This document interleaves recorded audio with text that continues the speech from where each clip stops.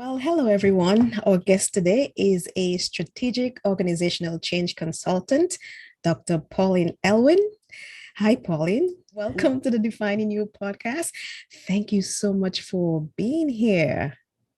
Oh, yes. Thank you. It's a pleasure to be here on this platform. So nice to have you on. I want to go into very quickly and ask more about your research and on leadership, and specifically the kind of leadership that has shown to be the most effective in the wake of the COVID-19 pandemic, which you're very familiar of. But first, I want to make a note.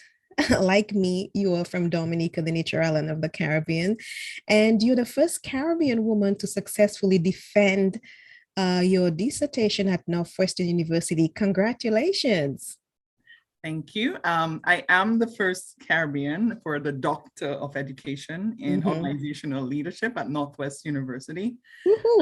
Yes, to successfully defend my dissertation. And yes, with regards to leadership, I did do research on exploring transformational leadership on employee satisfaction since the COVID-19 pandemic era in a government organization.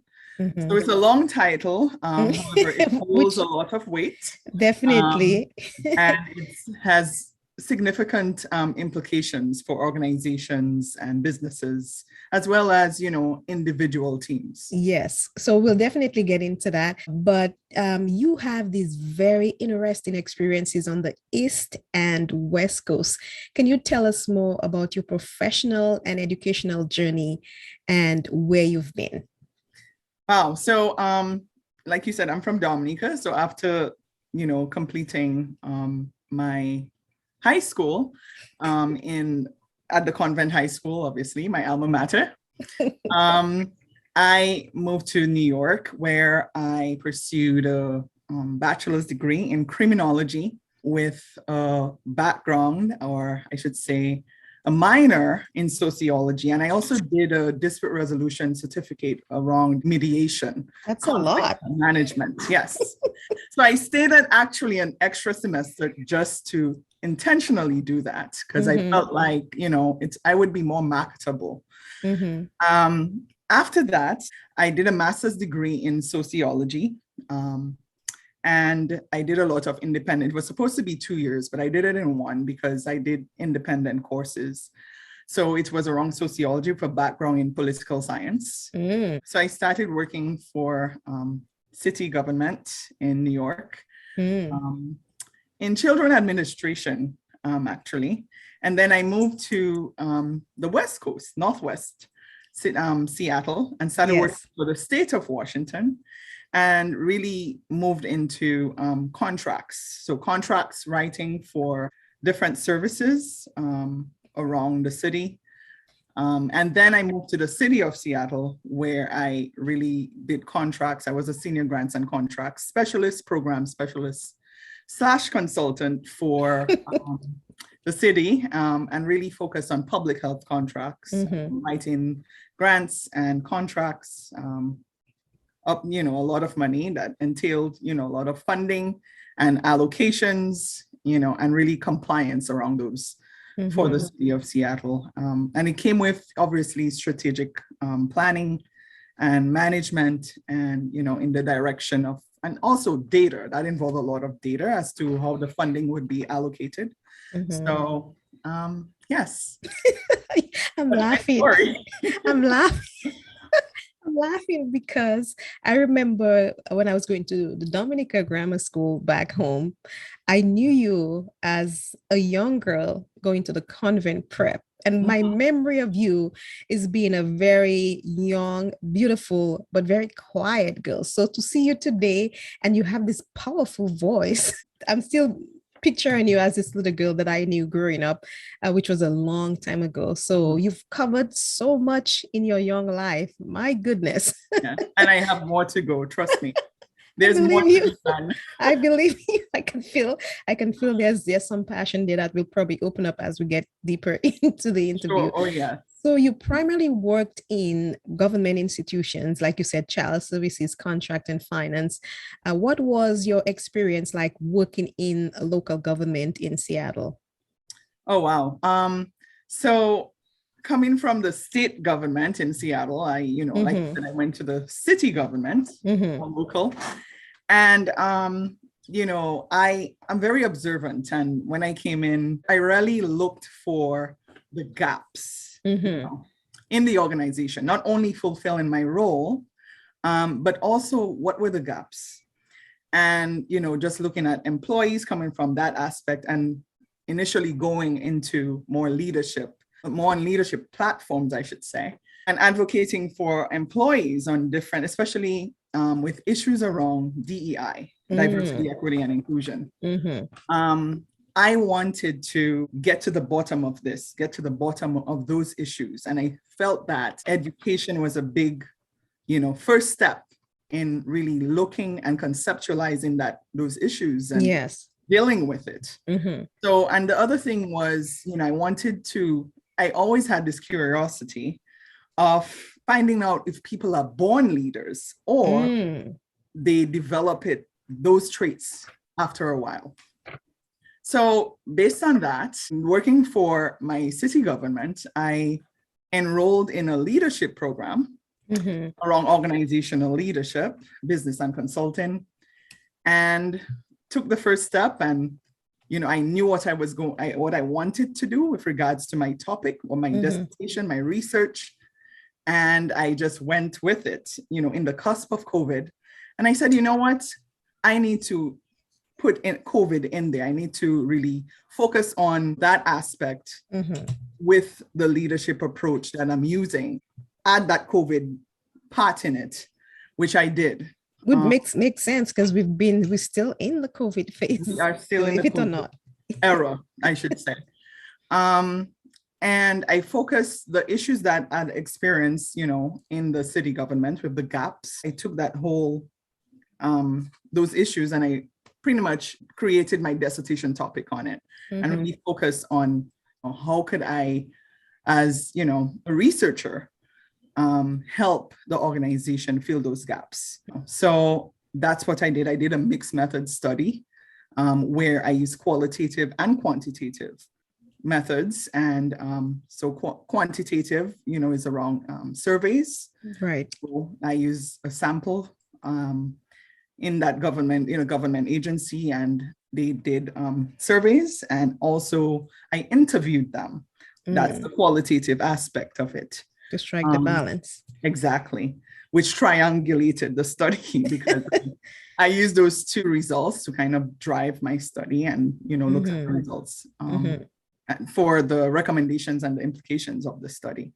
So, and yes, after conducting that research study, there were several implications for, leadership, how to improve leadership, how to, for employee development. There were several. So I was happy that I did that study because, in a government organization, it's very bureaucratic. Right. I got that initially before I decided to do the study on a government agency. But I still pursued it because I wanted to help, any government agency, any organization. For that matter. Yeah. Exactly. What is it that really inspired you to seek your doctorate in education? Why education? And what inspired that? So I think a lot of people, again, when you're unaware of things, like I said, DEI initiatives and how that, anybody could say, okay, let's have some DEI initiatives and go with that. Any organization could do that. Right. You need to understand what that is. You need to really get to the bottom of it in order for people to use those initiatives how they should. And although there were, how should I say it, RSJI policies, race and social justice policies. Thank you for breaking it down. It wasn't used strategically. It wasn't used at all in some cases. So for me, I was also a union steward. For me, coming out and advocating and, teaching people, okay, this is what DEI stand for, diversity, how it is used. I also did a paper on leadership and diversity, what diversity means, what inclusion means, what equity means. And if you don't have that educational background to inform and to educate, it's irrelevant just having those DI initiatives just sitting there. Makes sense. So I felt like, I needed to, do the practical, and what the Doctor of Education is, it's more practical, on the practical platform. But I also did the theoretical. That's why I did a mixed method study, which really looked at the whole practical and theoretical implications of my study. So just to get a little more into it, and I just want to find out a little more about your transformational leadership. Can you tell us more about the research you conducted at Northwestern on transformational leadership, and how are you defining transformational leadership? So transformational leadership is a popular leadership approach that's, speaks to change. It speaks to innovation and inspiration. And that's where the leaders encourage their subordinates, to really achieve their desired outcomes for themselves and the organization. It really focuses on motivating your subordinates, and engaging them, and really encouraging your subordinates to look at all situations in new and creative, or I should say innovative ways, and also providing coaching and mentoring that to supportive relationships. So basically that's what transformational leadership is. And just when I did my study on transformational leadership, and I felt that would be after doing advanced leadership theories, right? So that's where the theoretical aspect comes in. In my program, I'm like, oh my God, that's the leadership style. I think that's going to work with, especially COVID. Wow. It's long term. However, I feel like if leaders, really implement it in their strategic plans, it will work. And I did a number of different research. I looked at different organizations and how they use transformational leadership and how it was impactful. So I just felt like, that is needed. And after I conducted my study, obviously the short-term goals, you want to implement that leadership style as well. So I did situational leadership and adaptive leadership, and those two speak for themselves. So, but transformational leadership is really, it's very, it's a significant style of leadership that has been proven to work. You talk about some leaders may be natural leaders, and some may develop that traits. Could you go into that a little more as we're talking about transformational leadership? Sure. So I feel like, yes, initially I had that, curiosity around that. And from my, knowledge and research, I really believe that individually, based on, a number of factors that, somebody could come from, background, people could have those traits, but if you don't, you could learn those traits. Right. I did do a presentation with I had two of my classmates, and we presented in Geneva, Switzerland, around the traits of successful women leaders, navigating, COVID-19. And they were, when we looked at four different, the Prime Minister of New Zealand, of Taiwan. We looked at their leadership traits, and there you go. Transformational leadership was right there. Compassionate, being a compassionate leader. So there's different, having integrity and humility. Absolutely. Those are and morality. We need those together. Even more so today. Exactly. So, I think people that are leaders, they should really invest in and learn those leadership traits, because it is based on, what you stand for as a leader. Do you want the organization to flourish, or are you in it for yourself? So, I just think it's based on the individual.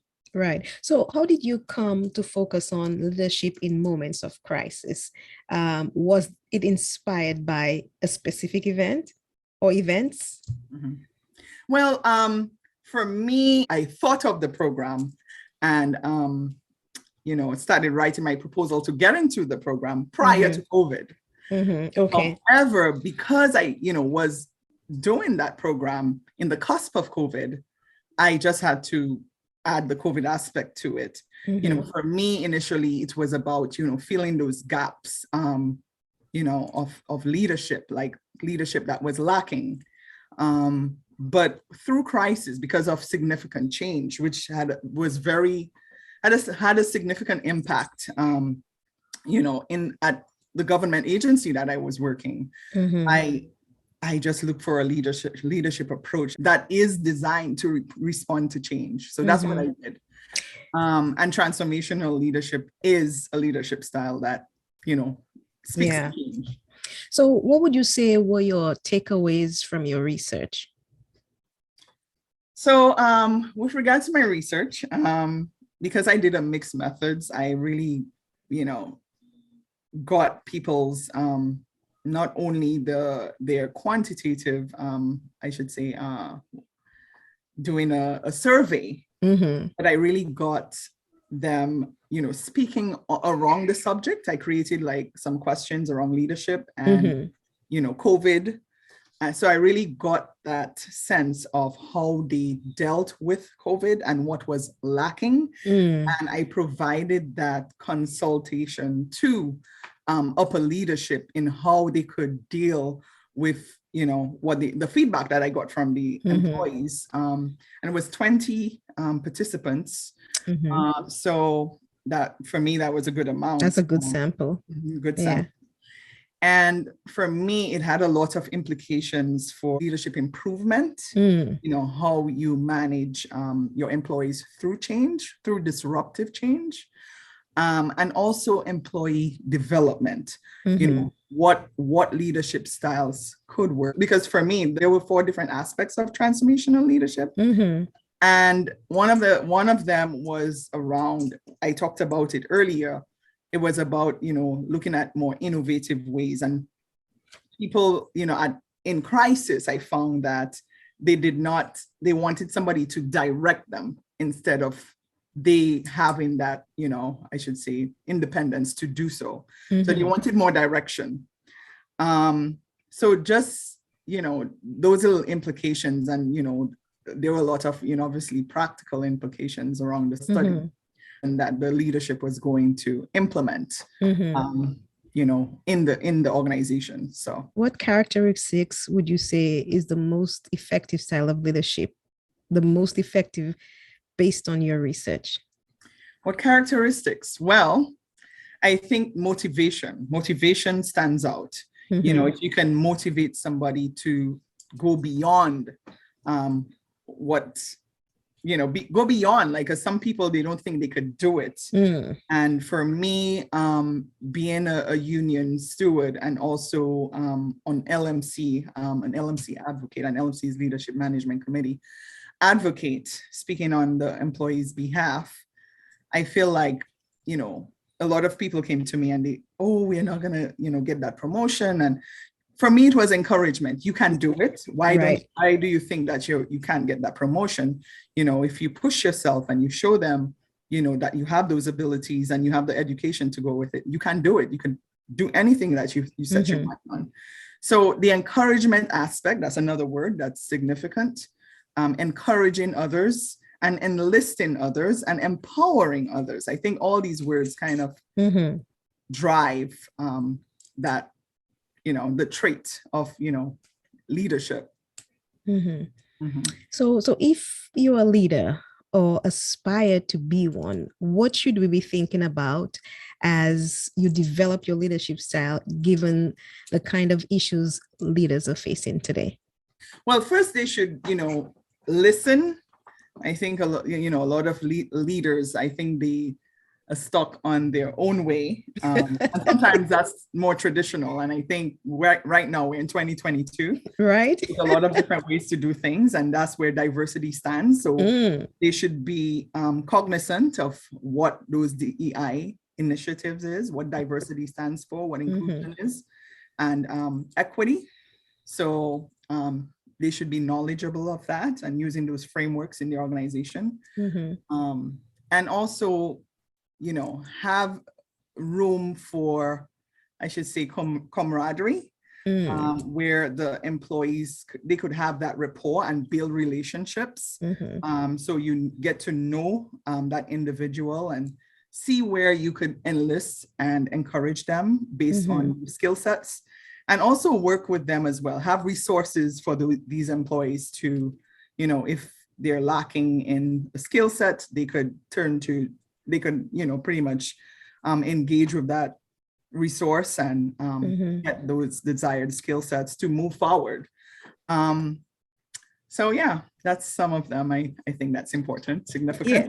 So I'm happy that you're talking about DEI and what that means, because I'm also involved in DEI, be at my job, and we just had an whole all staff exercise we did yesterday about creating a culture of belonging for all, because sometimes people don't feel like they belong, and when you don't feel like you belong, you don't produce your best work. So most definitely. So are there any other types of leadership or specific behaviors that need to be discarded? Types of leadership skills or styles that people have that's not effective in the workplace?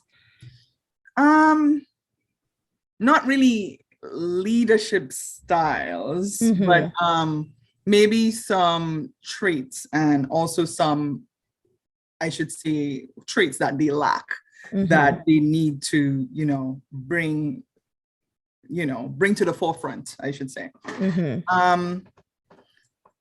I would say, I think I call all of them. I think moving forward with the change, the disruptive change of COVID that we had, and everything shifted for us from a traditional to a more virtual, remote, workspace. And although some organizations, they have asked for folks to come back to the office, I think they should still, be cognizant of the fact that, COVID is still around. I think that they should just continue to acquire those traits of, integrity and humility, because, not only we went through a rough time with COVID and people trying to manage their personal life and, the work life. Right. So they should still be a little, have some integrity and humility. And compassion. Compassion is a big one, because like you said, some employees had childcare issues and unable to go to work or unable to find care for their kids. And so if that person is a value to the organization, I think a lot of organizations are really honing in on DEIB, that is diversity, equity, and inclusion and belonging, because they're seeing the value of why this is so important. Because so many companies today are focused on, what is in it for the employees, because as you know, most employees have the luxury today of just leaving, or some people are just basically just going and starting their own company. So it's important for organizations to start looking at DIB very seriously if they want to keep their best employees. Yes, most definitely. I totally agree. Yes. So now you have a consulting firm, Elwin Innovative Global Consulting. Can you tell us about what you do now and how you help people become better leaders? Yeah, so Elwin Innovative Global Consulting. Actually, I just started it, just launched the website. We specialize in a comprehensive approach framed at, meeting your organization or individual goals and objectives through professional consulting services. And so we have different services that we offer. We have strategic planning that look at, a 5-year plan for your organization. And that's where, I pretty much create a SWOT analysis that look at strengths, weaknesses, opportunities, and threats, and go from there. And then we have business content development that focuses on doing a mission and vision and value statement, and then organizational change management. So just helping companies navigate through change That's a Um, hard one. yes, yes, it is, especially with COVID, Yes. So, but I think more organizations, they're more open. They better be, or else. Yes. And then leadership coaching and professional development, Mm-hmm. just developing what leadership and speaking to what leadership approach would be the better approach to get the desired results that you're looking for Right. as an organization. Mm-hmm. And then we also have professional grant and proposal writing. Again, I was a senior grants and contracts, actually helping an organization. I've written some grants for them as well. Mm-hmm. So really looking at the guidelines and doing some persuasive writing to get the funding Mm-hmm. that they desire. And also DEI consulting, obviously, diversity, equity, and inclusion consulting, and what that is, looking at what the organization have, if they have those initiatives, or if not, then, we write a DEI statement curtailed to the organization, Mm-hmm. what they stand for. So we are, actually, just like I said, I just launched the business. So if you are interested, website is elwinglobalconsulting.com. Mm-hmm. Again, that's elwinglobalconsulting.com. You could take a look at, what we're about. We do have our mission and vision statement outline and the values that we align with. So your organization covers a lot. Organizational change, that's a big one. I think you said it right. COVID has forced a lot of organizations to look at what they're doing and how they can remain competitive. And if you don't look at the changes that need to be made, then the competitive edge is probably not going to be yours. So I think that's a big one. And I also think DIB, I'm also a lead on DIB at my current organization. And I know the work, it's hard work. I know the work that goes into it. So I know a lot of companies are looking for consultants for that kind of service that you provide.